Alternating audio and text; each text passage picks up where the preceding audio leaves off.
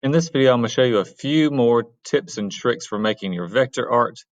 One would be with eyes. I'm going to shape and going to select my oval shape. And I'm going to go over here and make an oval for my eye.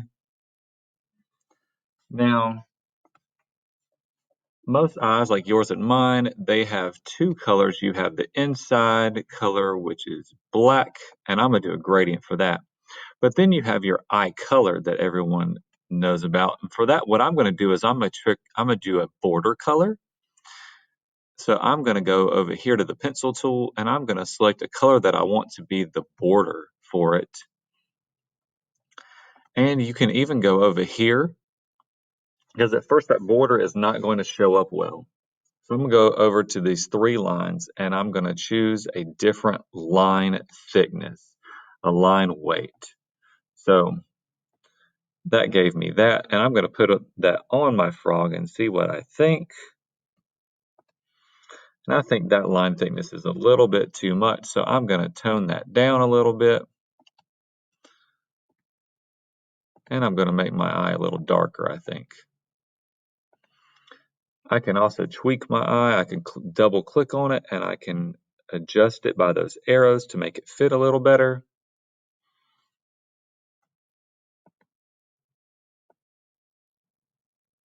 Until I get it the way I like.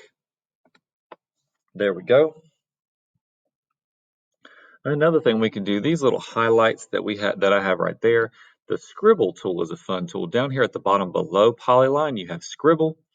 And what you can do with scribble is you can just sort of freehand draw a line or shape, like I did that freehand there. And then I can do a color that I would want that highlight to be. I can do a thickness on it as well, just like the others, just like we were just looking at. And then I can drag that over here to give me a highlight on my arm where there was light hitting it. There we go. And the other thing I want to show you is the format options tool. So if I click on my big shape, that big outline that we first did, I can click format. And then here's what I can do. Over here, we get some options. And the option that I'm going to look at is drop shadow. Let's unclick reflection. And let's look at drop shadow for a minute. So with drop shadow, you can get a shadow of your artwork. So when you click on that, a few of the things you'll want to adjust. The first thing you need to adjust is distance, because in most cases you're not going to be able to see it. So with distance, we can see how far away that shadow is. With angle, we can see what direction the shadow is going to go.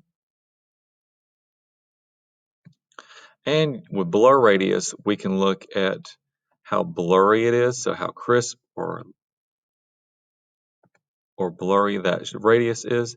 With the transparency, we're looking at how dark our shadow is or light it is.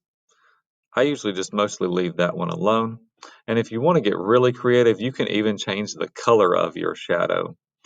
But I usually just leave mine black to make it look the most natural. And again, I would only do that with that main outer shape at first.